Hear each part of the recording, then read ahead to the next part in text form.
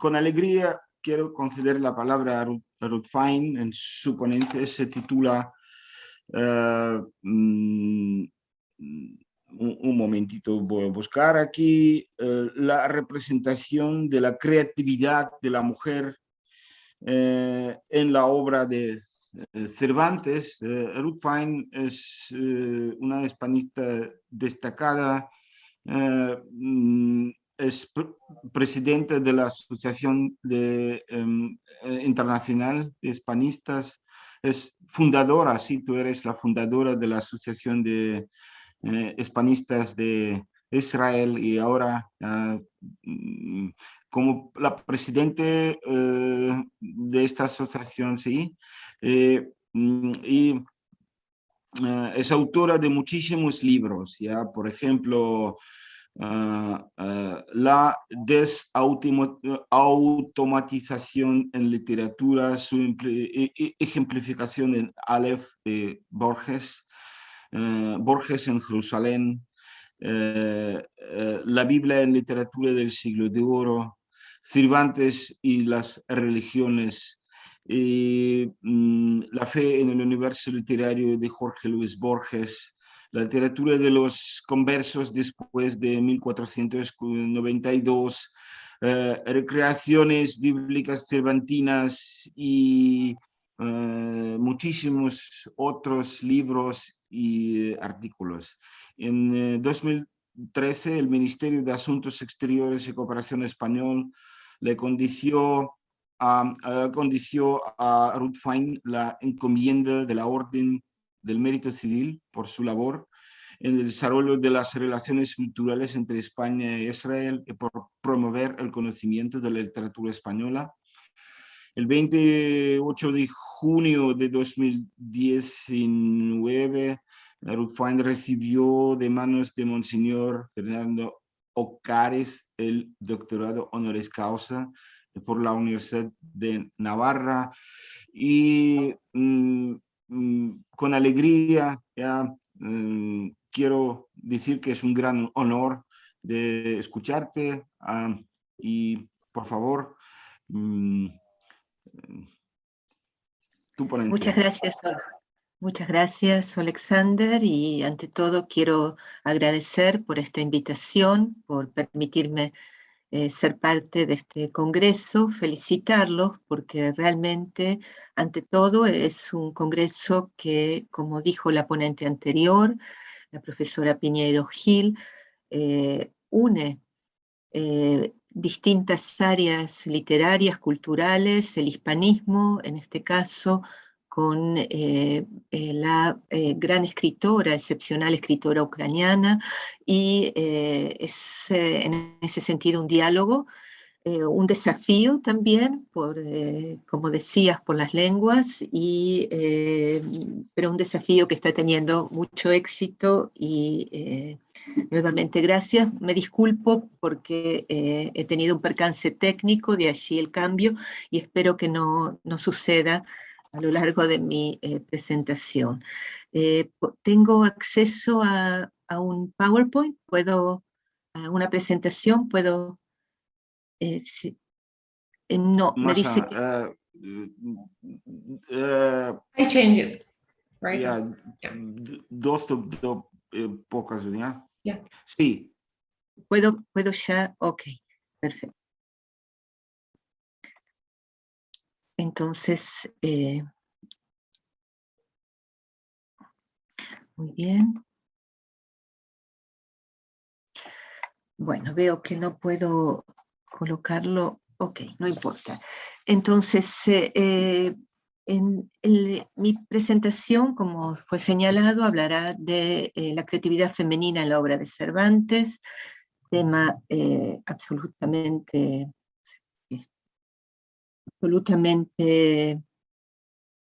inabarcable, pero yo daré solamente algunos hitos de esta temática.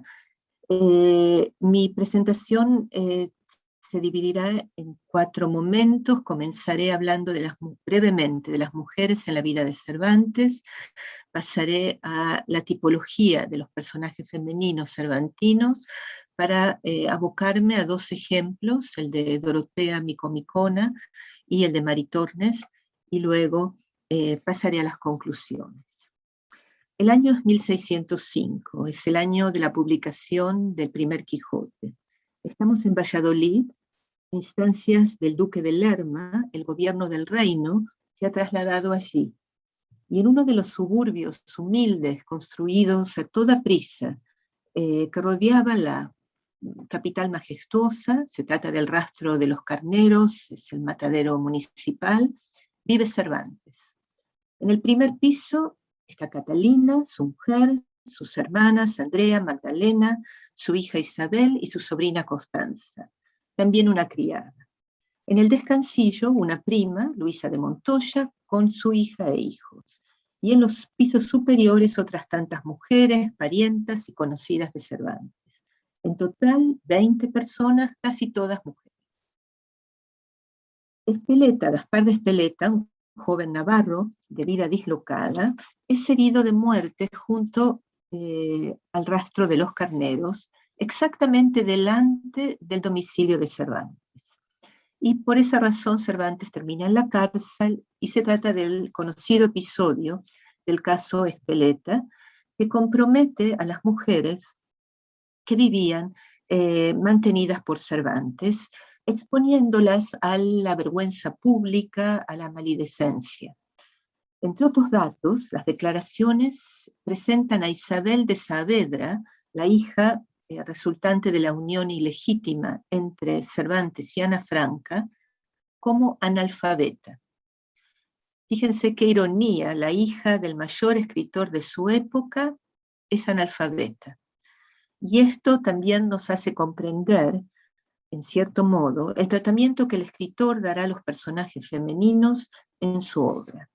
Este caso es uno de los más amargos experimentados por Cervantes en su vida, y dará a estas mujeres el calificativo dudoso de las Cervantas. En efecto, la vida y la obra de Cervantes estuvo poblada por mujeres, y sus vidas fueron desdichadas. Tal vez una excepción sea la hermana Luisa, que tomó los votos y llegó a ser priora del Carmelo de la Concepción. Pero, de modo casi absoluto, las mujeres en la vida de Cervantes, tías, hermanas, sobrinas, hijas, toman el camino destinado a las mujeres de poca fortuna en aquella época, mujeres que dependen del apoyo de sus amantes, y la documentación existente revela continuas demandas monetarias de estas mujeres contra dichos amantes a modo de compensación por el abandono o las promesas no realizadas, y esto también lo constatan las Cervantes. Pensemos en el contexto histórico-social de nuestro escritor, que presentaba un panorama tan desalentador para la mujer, que si lograba alcanzar la única posible dignidad social, amén de los votos, es decir, alcanzar el matrimonio, pasaba de estar sometida del mandato del padre o del hermano al del marido. En efecto, la mayor aspiración de la mujer era la realización de un buen matrimonio, y el mayor tesoro que poseía era su virginidad y, para las afortunadas, su patrimonio.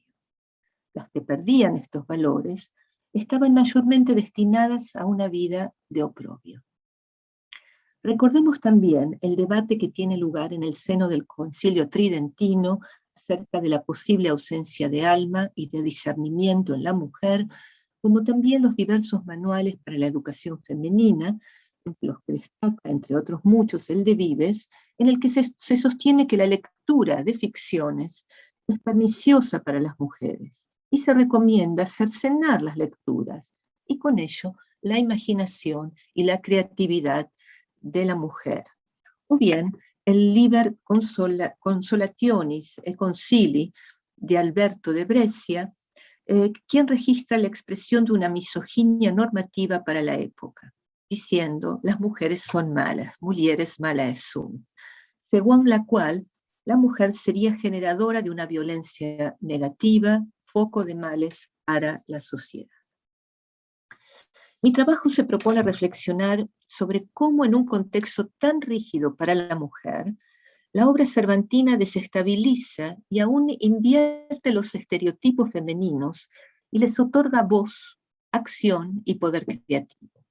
En efecto, los personajes femeninos de Cervantes logran a menudo obrar conforme a sus deseos, para encontrar así una posibilidad de autoafirmación y hasta de libertad creativa en el seno de una sociedad coercitiva. Cervantes no pudo rescatar ni incluso mejorar la suerte de las mujeres que poblaban su existencia, las servantas, pero sí, en cambio, pudo y supo desestabilizar, invertir e incluso romper los estereotipos atribuidos a la mujer en el marco de su obra, desafiando así el destino inexorable al que la mujer de su época estaba sometida. Como es habitual en su poética, el autor primero nos recuerda, como marco inicial, el discurso oficial y el de misoginia que regía en su contexto, incluyéndolo en boca de algunos de los personajes masculinos. En tal sentido, destaca en El Quijote de 1605 el diálogo que se desarrolla entre Lotario y Anselmo en la novela El curioso impertinente. Tras las referencias bíblicas al rol de la mujer y del matrimonio, Lotario, tratando de hacer desistir a su amigo Anselmo del insensato plan con el que quería poner a prueba a su mujer, dice, como ustedes pueden leer, mira amigo, que la mujer es animal imperfecto y que no se le han de poner embarazos donde tropiece y caiga, sino quitárselos y despejarle el camino de cualquier inconveniente, para que sin pesadumbre corra ligera a alcanzar la perfección que le falta, que consiste en el ser virtuosa. Y concluyo, voy más abajo, porque quizá y aún sin quizá no tiene tanta virtud y fuerza natural que pueda por sí misma atropellar y pasar por aquellos embarazos. Y es necesario quitárselos y ponerle delante la limpieza de la virtud y la belleza que encierra en sí la buena fama. Como vemos, un juicio muy poco valorativo de la mujer y de su fuerza de voluntad.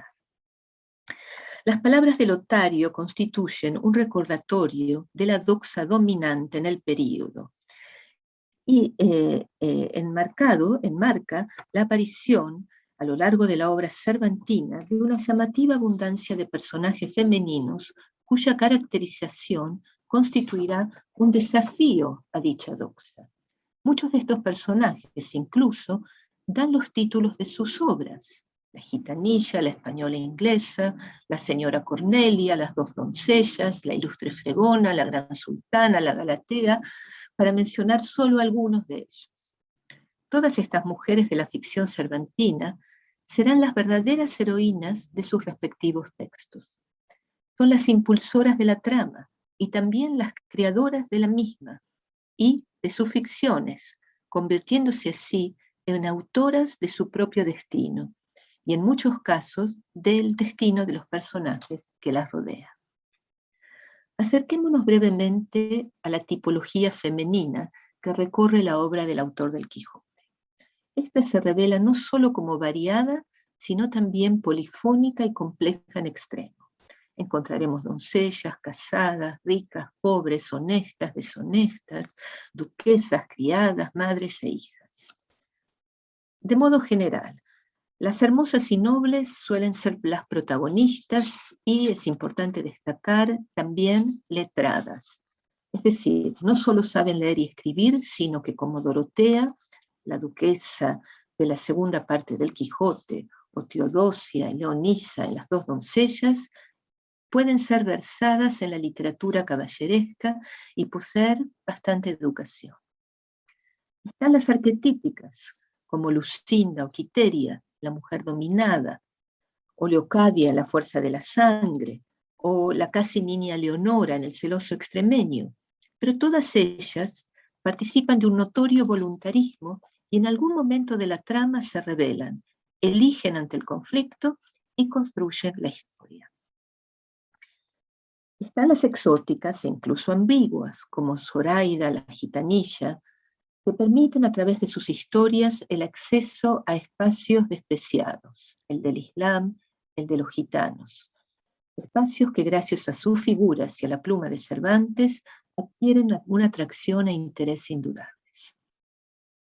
Las libres y muy rebeldes están también y se destacan, y por supuesto, entre ellas, la más famosa es Marcela, epítome de esta mujer que quiere su libertad. Su inolvidable discurso encabeza y guía sin duda la larga serie de mujeres cervantinas que eligen la libertad de acción y creación. Recordemos, yo nací libre y para poder vivir libre escogí la soledad de los campos, los árboles de estas montañas son mi compañía, las claras aguas de estos arroyos mis espejos, con los árboles, etcétera, etcétera. Y leo el final: quéjese el engañado, desespérese aquel a quien le faltaron las prometidas esperanzas, confiese el que yo llamare, ufánese el que yo admitiero, pero no me llame cruel ni homicida aquel que yo no prometo, engaño ni admito. Y a Marcela seguirán también otras rebeldes creativas, como Ana Félix, Dorotea, Claudia Jerónima, y entre ellas se encuentran las seducidas, pero que emprenden la búsqueda del amado engañador, mujeres vestidas de hombre, que salen al riesgo de una cierta aventura a fin de revertir su destino, asumiendo el rol que la sociedad destinaba a los hombres. Y cuando se ven impedidas de hacerlo por las circunstancias en las que se ven sumidas, como es el caso de la heroína de La fuerza de la sangre, ponen de manifiesto la agudeza de su ingenio para oportunamente poder orientar la propia historia hacia el carril deseado, invirtiendo así el porvenir de oprobio al que el personaje masculino las habría conducido. Y no debemos olvidar, entre las rebeldes creativas, a las mujeres de los entremeses, como en El juez de los divorcios, La cueva de Salamanca, El viejo celoso y otros. Todos personajes femeninos que reclaman su libertad de elección y logran a través de la única herramienta de la que disponen, su ingenio y discurso, dicha libertad. Una clasificación exhaustiva de los personajes femeninos cervantinos debería incluir también, y esto ya se ha mencionado en dos ponencias anteriores, las figuras imaginadas de Dulcinea, Micomicona, también a las adúlteras, Camila, Eleonora, cuyo adulterio se debe al hombre y no a sus propias inclinaciones.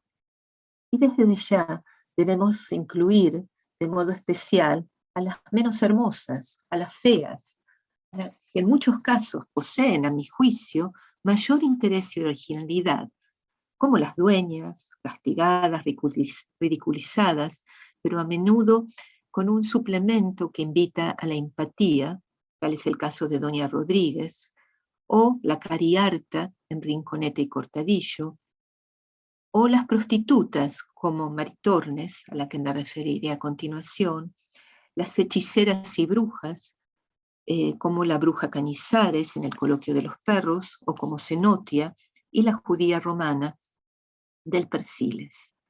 Esta última, mujer judía, que Cervantes ubica en la Roma sacra y papal, tendrá el rol central de poderosa generadora del desenlace y partícipe de la restauración del orden en la obra cervantina más ambiciosa y en apariencia más conservadora de los ideales católicos post-tridentinos. El paradigma de personajes femeninos en la obra de Cervantes es pues inagotable y variado.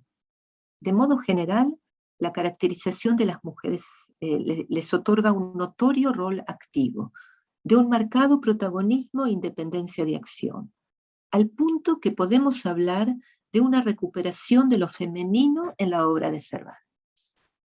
Este hecho ha producido y sigue produciendo abundantes lecturas feministas de sus textos. Podemos recordar entre las críticas a Elsa Farr, a Laura Gorfle, a Williamson, a Sears, a Wilson, entre tantas. como así también interpretaciones que asumen los campos junguianos, antropológico, psicoanalítico, todos ellos relativos a los arquetipos de géneros y a sus cuestionamientos. Deseo acercarme ahora, de modo más pormenorizado, a dos ejemplos que estimo reveladores. El de Dorotea, o más específicamente, el de Micomicona, y el de Maritornes. Comenzaré con este personaje central del Quijote, Dorotea. Presentada como antítesis de Don Quijote y en parte como su versión femenina, Dorotea es la lectora de libros de caballerías que utiliza sus conocimientos para el engaño y para acabar con la aventura del caballero, haciendo así gala de su activa imaginación y creatividad al inventar y aún representar la figura de la fingida Micomicona. Micomicona es también otra pronunciada inversión, la de Dulcinea, forjada por Don Quijote, a quien el caballero dedica sus armas y su valor, es decir, su identidad y su destino. Como Dorotea Micomicona supera su pasividad y se crea a sí misma en la actividad que le otorga una identidad múltiple, pero siempre voluntaria, vinculada a su voluntarismo. El personaje cervantino, representado por Dorotea, se presenta a partir de una superposición de máscaras, de imágenes complejas y variables de la identidad fragmentada y construida en el correr narrativo y novelesco, que surge con el paso de la narrativa a la acción. El paralelismo con Don Quijote ilustra dicho proceso narrativo y su significación. Como el protagonista, esta antagonista se perfila y realiza en imitación de modelos literarios, a los que somete con su ficción a una perspectiva desde la parodia, que complementa la del personaje central, pero tiene distinto valor, dado que se trata de una superficial ficción, y no de una verdadera y real transformación, como es en el caso de Don Quijote. Sin embargo, Dorotea, como Don Quijote, puede afirmar en ese periplo de sucesivas y simultáneas transformaciones: yo sé quién soy. No tanto por ser la única poseedora de ese hilo conductor en el periplo, cuanto porque es su voluntad la que rige todas estas transformaciones, todos estos cambios de identidad en que se sitúa su juego como personaje y su relación con los demás personajes. De ahí su compartido fenómeno de lo que Spitzer llamó polinomasia, es decir, ese sinfín, esa superposición de nombres entre los que oscila Dorotea, Micomicona. Recuerden que pasa primero por una designación masculina, como ocurriera con Alonso Quijano y con Don Quijote. El proceso de creación de esta nueva identidad comienza con el nombre, en el que se encuentra la marca, la impronta de la personalidad, y como podemos observar en la misma etimología de Dorotea, que significa regalo de la divinidad, también lo encontramos en Teodora, una de las dos doncellas. En este juego de afirmación de la voluntad, en este proceso de construcción de la identidad, participan tanto Dorotea como Alonso Quijano.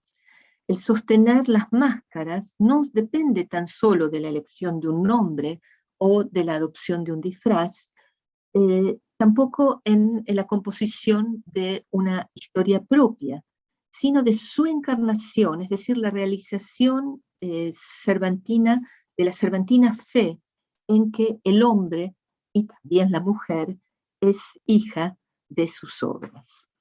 De ellas, como resultado de la voluntad, depende el sujeto, que no se encuentra fijo de antemano, ni tampoco está en el estatismo de una sociedad estamental, ni en los tópicos de los referentes literarios, de los distintos géneros.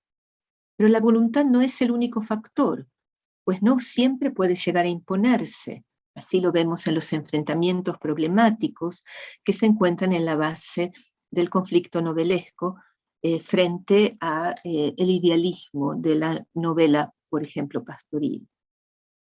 Con el encuentro de Dorotea, Don Quijote y Micomicona, bajo la perspectiva, la mirada de Cardenio, el cura y el barbero, y ante los ojos nuestros del lector, se funde un juego de personajes y de estos con el lector.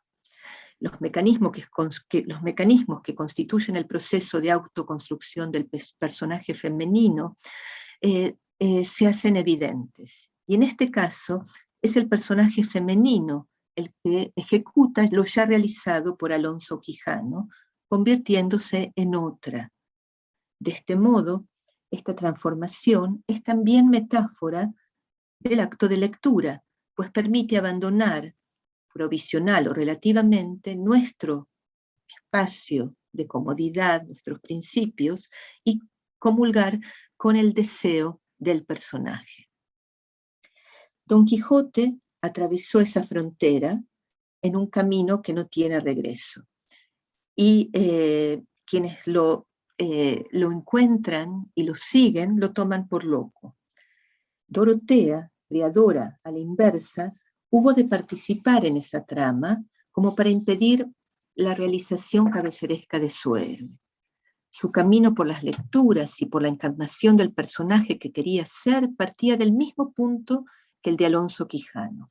Sus desarrollos estaban paralelamente guiados por el afán de abrazar la ficción.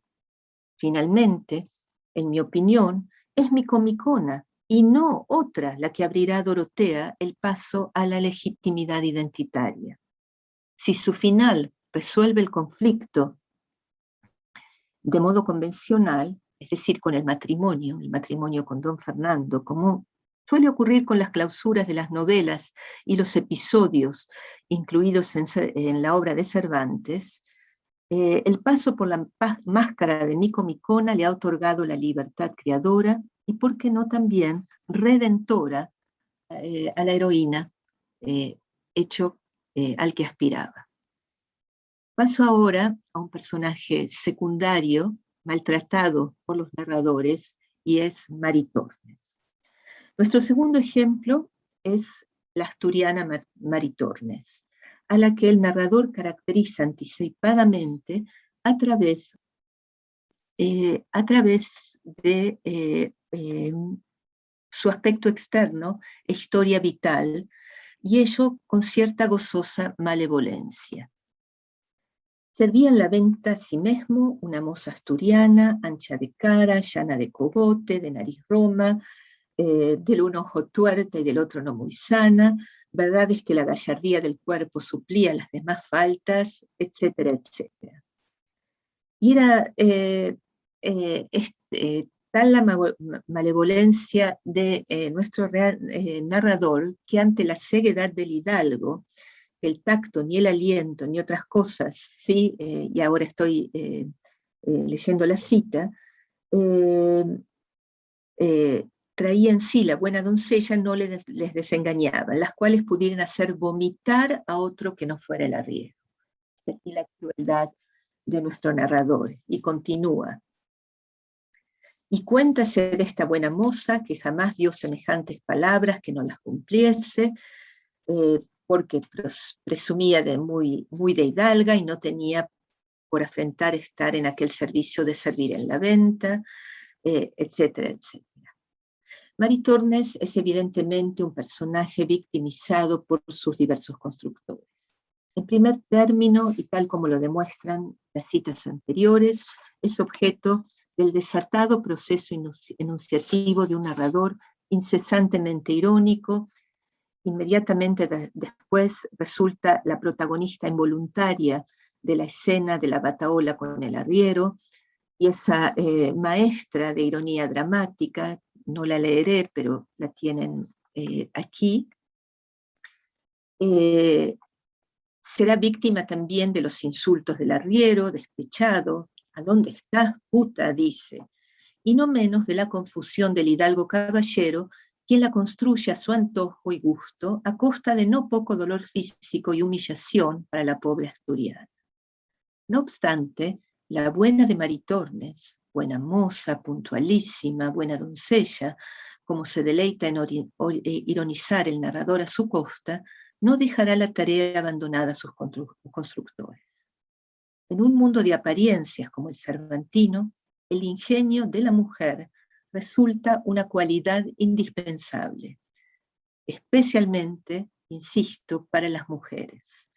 Nos hallamos frente a otro de los personajes femeninos de Cervantes que entre el sometimiento y el ingenio logra obrar conforme a sus deseos para encontrar así una posibilidad de autoafirmación y hasta de libertad en una sociedad coercitiva.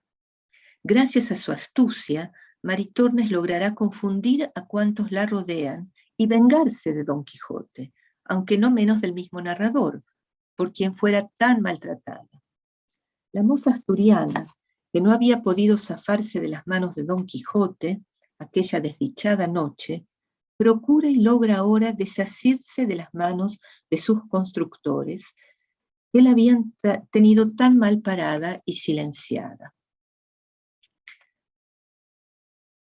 Transcurridos unos cuantos capítulos, en la escena de diálogo literario entre el cura, Palomeque, su esposa, hija, y los huéspedes, el texto por fin le otorgará voz a la hasta ahora muda asturiana.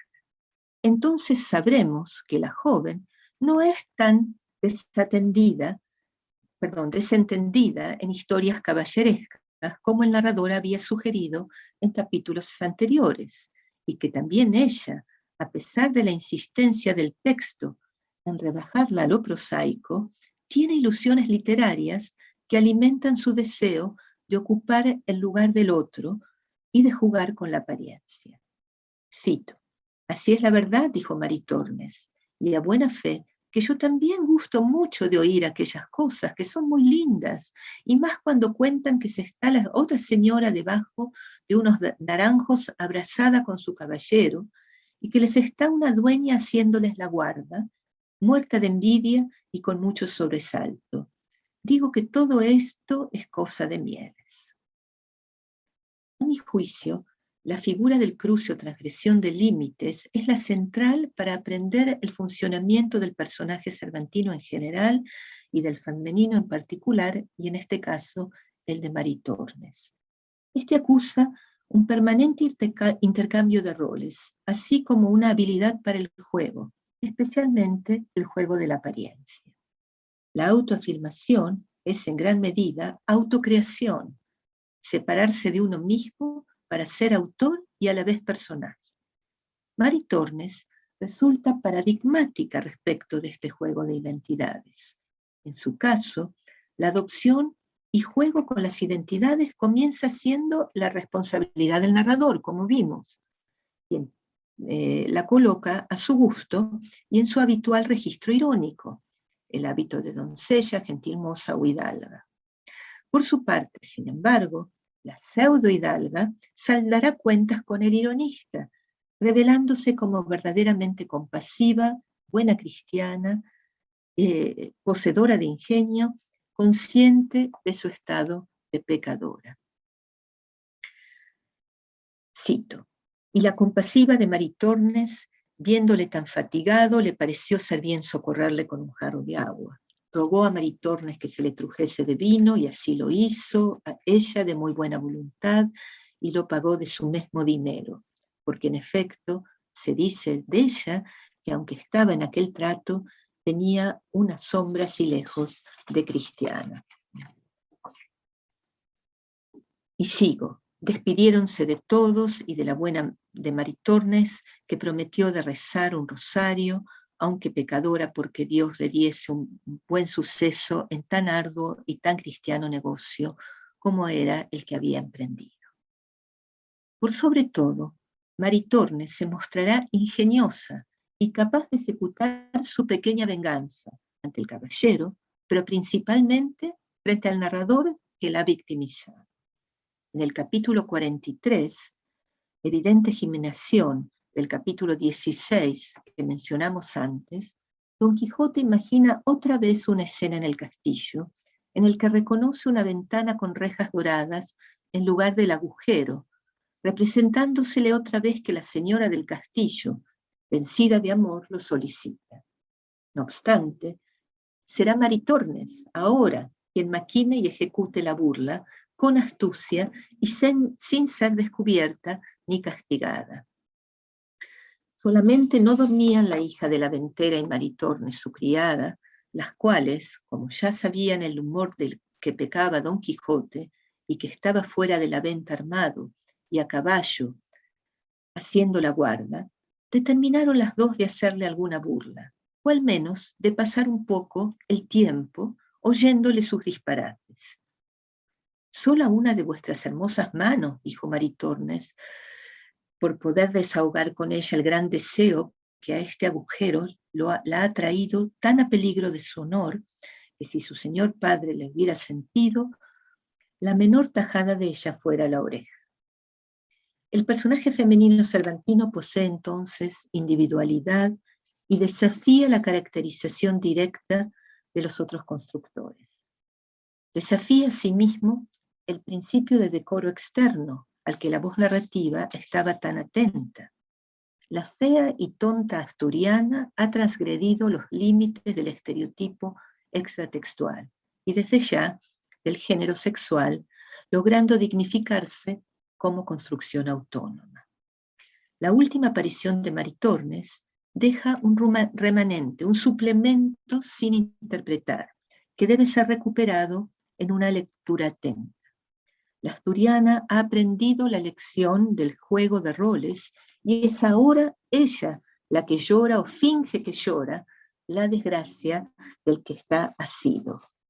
Cito: «Pero antes que se moviese el carro, salió la ventera, su hija y Maritornes a despedirse de Don Quijote, fingiendo que lloraban el dolor de su desgracia». Muy bien, conclusiones. El paradigma de personajes femeninos representados en la obra de Cervantes responde a una marcada abundancia y heterogeneidad, como también a una lectura que sepa decodificar la ambigüedad esencial de los mismos y de sus significaciones contestatarias. Cervantes le otorga la palabra a la mujer y nos abre su mundo interior, sus inquietudes, temores, limitaciones. De modo significativo, en muchos casos son curiosos los finales de estas obras, en los que el tono disfórico del «vivieron felices rodeados de sus hijos y nietos», así concluye una novela ejemplar, parece, si no irónico, al menos poco convincente. Si las Cervantas, este apodo despectivo que acompañó la vida de nuestro escritor, le otorga un matiz amargo a la nutrida presencia femenina en su vida, el mundo literario cervantino no revela una venganza, sino una búsqueda de entendimiento, un verdadero acto de cruce hacia la otra orilla intrigante, atrayente, polifacética y muy especialmente plena en su derecho de protagonismo, manifestación y elección. Derechos que el período al que le tocó vivir a Cervantes más que frecuentemente le negaba. Borges decía de Cervantes, tolerante en un siglo de intolerantes. En efecto, respetuoso de la individualidad, de la responsabilidad y del voluntarismo femenino en un siglo de misóginos. Sobre todo, y como siempre, abrazado por una mirada lúcida y original hacia el mundo en general, Cervantes observa con verdadera comprensión a la mujer. La admira, la escribe, le permite decir, al modo de Don Quijote, yo sé quién soy y sé quién puedo ser, y al tiempo también escribe y transforma a sus lectores para que ellos también, y lectoras, para que ellos también sepan compartir esa mirada diferente e iluminadora. El mundo literario cervantino defiende el derecho de elección y creación, creatividad de la mujer. Tal vez no sea casual que la autoría del Quijote, finalmente, al cerrar la obra, no se la dé a Simeamete Benengeli, ni tampoco al traductor, ni al segundo autor, sino a una voz femenina, la de la Péñola, la pluma, para quien sola nació Don Quijote, y él para ella. Muchas gracias.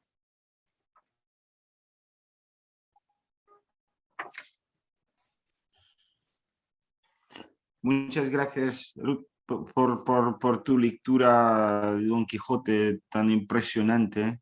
Y hay preguntas, ¿ya? Si hay preguntas, colegas, por favor, comentarios, porque me parece que tu texto ya merece ser traducido a la lengua ucraniana para que los estudiantes de nuestro país sepan más de Cervantes, que sí, me parece que es un escritor absolutamente único en este contexto de la literatura del siglo de oro. Por ejemplo, si comparamos cómo Cervantes trata a las mujeres en sus obras con lo que hace Lope de Vega, ¿ya? Que son dos mundos absolutos. Olga Mayorska, ¿tú tienes pregunta o comentario? ¿Ya? Sí, vale, muchas gracias. De verdad, siempre nos centramos más, incluso en las lecciones de literatura, en el personaje del Quijote y Sancho Panza y no tanto en las mujeres. Y ese video sí que vamos ya a utilizar en las clases de literatura, hasta en español. No vamos a esperar la traducción, pero sé quién soy y esa es la frase que vale para siempre, para todos los años y todas las generaciones y para todos los géneros, ¿no? Yo quisiera Gracias. preguntar una cosa. ¿Sí? Me parece que Cervantes es un tema muy complejo. ¿Qué pensaba Calderón sobre Cervantes? Porque en una obra aparecen Don Quijote y Sancho Panza, ya que sí, personajes tratados de un modo un poco satírico, pero ¿puedes comentar un poquito en pocas palabras, por ejemplo, lo que me parece que Calderón también propone una visión de mujer bastante interesante? Por ejemplo, en la vida de sueño, ¿ya? Que Rosaura ya tiene muchos rasgos comunes con Dorotea, ¿no? ¿Qué te parece esta comparación? Sin duda, no, es una comparación interesante y Cervantes, si bien coincido contigo, es excepcional en su contexto y basta compararlo, por ejemplo, con la misoginia de Quevedo en muchas oportunidades, no es único. Recuerda que Calderón pertenece a otra generación y nos demuestra que ha sido también lector de Cervantes, pero el hecho es que Calderón y el ejemplo de la vida es sueño, indudablemente es un ejemplo ilustrativo de esta voluntad de la mujer y de la posibilidad de traducir su deseo en acción, pero es un autor que enmarca básicamente la concepción cristiana, y en esta concepción cristiana que también debe derivar en el matrimonio cristiano y la complementación de lo que lee Lotario o dice Lotario ante Anselmo, lo que significa la mujer como complemento del hombre en muchos sentidos, de modo que si bien estoy de acuerdo en que también Calderón tiene mucha modernidad y otorga voz y acción a personajes femeninos, siendo Rosaura el ejemplo más importante. Es menos evidente que otorga voz y acción a personajes que no pertenecen a la nobleza y que no son mujeres educadas. Y lo que yo quise destacar es que en este paradigma impresionante de mujeres que aparecen en la obra de Cervantes, y yo no me he tomado el trabajo de contar, pero me atrevería a decir que hay más personajes mujeres y protagonistas mujeres que hombres. Hay una variedad, y he traído un ejemplo extremo, porque Maritornes es una prostituta, y sin embargo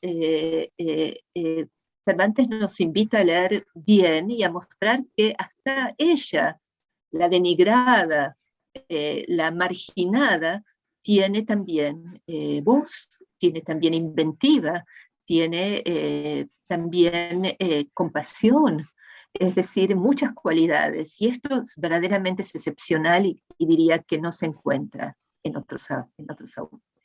Muchas gracias, colegas. Igor Orzewski tiene pregunta. Buenas tardes. Puede que mi pregunta suene buena, pero igual la planteo. Es que no me gusta mucho la obra de Carlos Ruiz Zafón, recientemente muerto, desgraciadamente, pero sus novelas no me encantan. Mientras que sus relatos me quedaron realmente asombrado, encantado. Entre ellos, tal vez hayas leído. Entre ellos contamos con el relato El Príncipe de Parnaso, sobre uno de los amoríos de Cervantes con una muchacha más bien mujer, joven, desposada, ya italiana. ¿Has leído o no?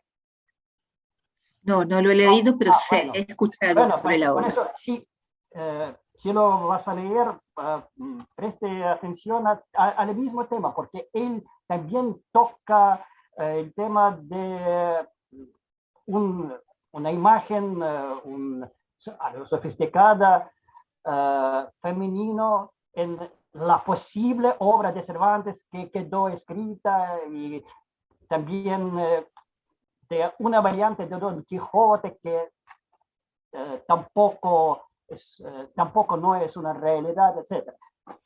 Y así puede que surja una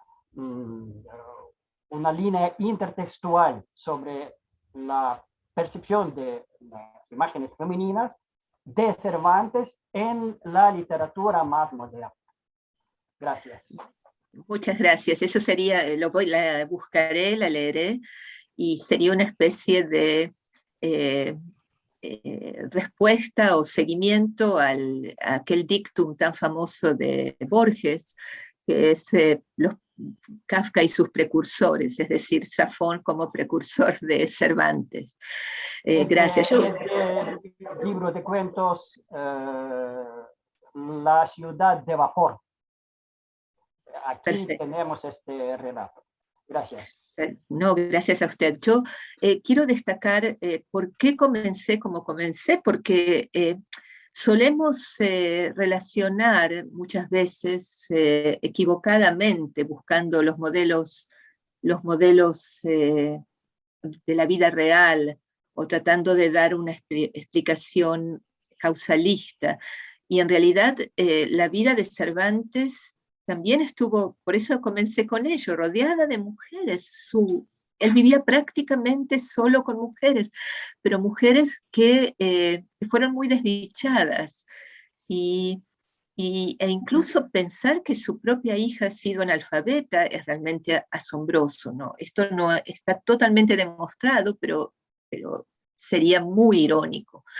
Y en cambio, él nos da un espectro de mujeres extraordinarias que a mi juicio es una especie también de venganza personal, y también en relación con la época, aquello que querría ser, debería ser, podría ser, pero no fue. Muchísimas gracias, colegas. Masa, you can stop.